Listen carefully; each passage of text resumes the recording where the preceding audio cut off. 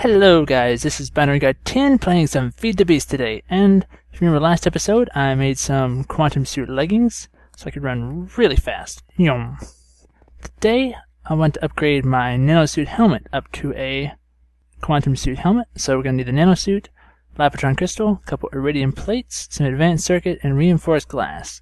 Now the reinforced glass is just some advanced alloy around some glass blocks. We have all that, we should be able to do that pretty easily. Let's see. Let's go ahead and make the advanced circuits. Got two of those. Make our iridium plates. Got two of those. Perfect. Okay, and the reinforced glass. A couple of advanced alloy. Okay, so got one of those. Iridium plates. Our advanced circuits. Lapotron crystal, take my helmet off, and we'll include it with the recipe. QuantumSuit helmet. Alright, let's put it on. Check ourselves out. Oh, nice. Styling, right there, yeah. Okay, now, the QuantumSuit helmet, let's go ahead and get that charging up. With that, you're able to breathe underwater, and if you have cans of food in your inventory, it'll automatically feed you. Now, in order to get cans of food, you're going to need a canning machine. Alright, so that's filling up. While that's working, I want to go do a little bit more work on the tree processing facility downstairs. To do that, I'm going to need a couple of... Tell you what, let's actually just make one more gate. Take one of these redstone chipsets right here. I actually already had a couple in here, but let's just make one. So I'm going to click on the gate. It's going to start processing, and I only want to make one gate, so I'm not going to put the extra chipsets in there just yet. In fact, I'm just going to leave them in this chest, because if I need them, I know where to find them. Alright, so we have one gate here, and I need one more. What I'm going to do is make it so that I don't have to have levers above the ground for my biogas engines that are running the tree farm. So it's getting nice and cleaned up down there, but those levers are hanging out and they're starting to bother me. Alright, and it automatically outputs to the chest. If there wasn't a chest beside it, it would just spit them out on the ground, so it's important to have the chest there. Oh, and we're fully powered. Let's put that on. Head on downstairs. Come on, run. Alright, so yeah, got this nice setup here, and those levers just kind of bothering me. But we can integrate the levers, or the redstone signal from the levers, into this pipe. So I'm going to add a gate there, I'm going to add a gate here. And I just always want them to be outputting a redstone signal, so I'm just going to set it up. Now with gates, there's lots of different things you can do, like you can detect if the pipe is empty, if there's liquid in the pipe, if it's got a redstone, if there's a redstone signal on beside it. So if I were to set a redstone torch down, then that would turn on the gate. What I want to do is just have redstone signal off, and I always wanted to output a redstone signal. So yeah, here, redstone signal off, and we're going to output a redstone signal. So if I cover this back up, I should be able to take these off. Alright, and they keep going. Very nice, very nice. Because I never really turn these off. If you turn off a biogas engine, it'll use more lava to turn it back on. But as long as you don't turn it off, it'll stay heated up, and all you have to do is put some more biomass in it if it happens to run out. Alright, so yeah, we've got some oak saplings in there. This one, I did have getting some of the saplings, but I had a hard time working the timing out. So at this point, I usually just take some wheat and toss in it. And that uses up the apple juice, because you can use apple juice instead of water. Now, it does still take the mulch around and put it into the fermenter over here. So that's getting used. Alright, let me show you another setup that I use that use the gates a little bit differently. So all of these engines there's a pipe running underneath, and according to this, there's really nowhere else that I could put in redstone. But if I turn this lever on, you see they'll all start pumping up. Well, there we go. It just took a minute to warm up. And that actually did use some lava. In order for that to work out, though, I had to use some gates under here. So you see what we have going on? Let me go ahead and break this piece out here too so we can... Oops! Shouldn't have broken that one. And I was just messing around with gates for this, so let's put that one piece back.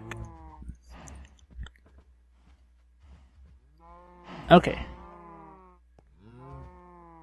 So what we have here, this is the red power wire. You see the lever is currently turned on. Turn it off. You see it turns off. Oh, I fell in a pipe. Alright, so that runs down here and powers this block. Now that block is right beside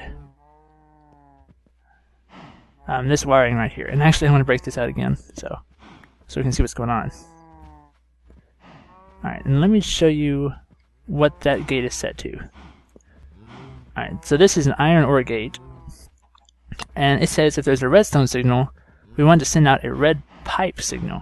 Now, in order to send out a red pipe signal, you do have to have an iron ore gate, or an iron ore, or an iron AND gate. So, if this is powered on right here, this will send out a red pipe wire. Now, the red pipe wire can actually be run right along a pipe as well. And I just have an iron gate on each one of these. And if we look at that, we can say, okay, if the red pipe signal is on, we output a redstone signal. So this way I'm using the pipe not only to get the biomass into the engines, but also to turn them on and off. So let me put our red power wire back here. And I really like the red alloy wire because you can run it on the wall. Alright, there, you notice the red pipe wire came on, all of those gates turned on, and all the engines turned on. And that's what I used to power my liquid transposer to get the lava out of the nether, as well as a couple magma crucibles. We may do some more stuff with those later on, but for now that's what we got it set up as. Alright, I'll just put a torch back there to keep monsters from spawning. Oops, that was not a torch. There we go. Torch. Close this back up. Looking good, looking good. Alright, so, back to the quantum helmet. In order for me to use the auto-eating capability of it, I'm going to need a canning machine. So let's go ahead and get one of those set up. Let's see. Got our industrial craft power over here, so let's just set it up right here. I'm going to need another copper wire and a canning machine. So let's see. A canning machine, let me find the recipe for that. Canning machine, electronic circuit, machine block, and tin. We can manage that. Alright, so got my refined iron. 1, 2, 3, 4, 5, 6, 7, 8. Put one of those on top. Run the tin around it. It may have been the circuit on top, so we'll switch that out. There we go, canning machine.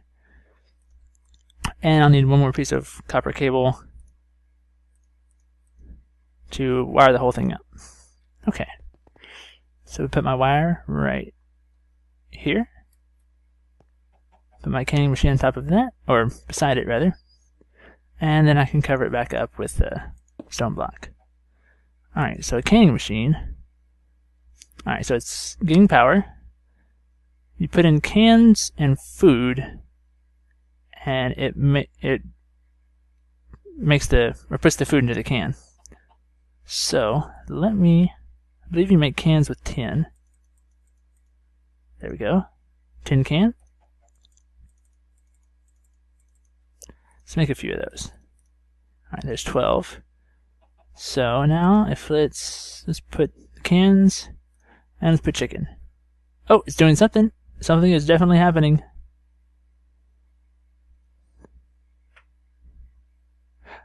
Oh, nice. It filled 3 cans with that chicken. Let's see how much it does for steak. I think you get a little more for steak. So we're putting the steak into a can. Ah, there we go. Oh, And I think I actually just ate one of them because I'm full health or full hunger again. That's awesome. Alright, so I actually found some tin cans in a dungeon chest, but I never really know what to do with them. So now we actually have a use for those. Let's go ahead and put a little more steak in there. Let's see, did I get 5 or 6 out of it? Oh, alright, we got 4 for a cooked steak. So let's put 2 more, and that'll use up the rest of the steak.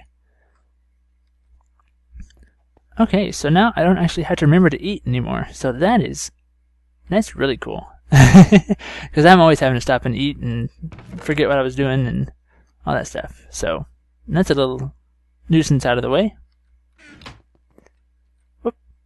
And let's go ahead and go jump in some water and see if we can walk around without having to breathe. I know the perfect place to do that. Oh, see, this is almost running out of this barrel of cobble, so let's just flip over to the quarry. Before I do that, let me take some wheat. Just jump right over there really quick. I keep running into walls and stopping. Oh no. Alright, 1, 2, 3, 4, 5 stacks of wheat. That should be good. In case you're wondering what I'm doing with wheat, I'm using it to power my quarry. Because I have so much of it that I just have to get rid of it somewhere. So let's see. The fermenter, it's actually got some wheat left in it. And it's full of biomass. So let's just fill the hopper back up. There we go. Got a little left over, but that's okay. Alright, so this is working out nicely. I love the pneumatic pipe because it'll just automatically fill up the first inventory it gets to.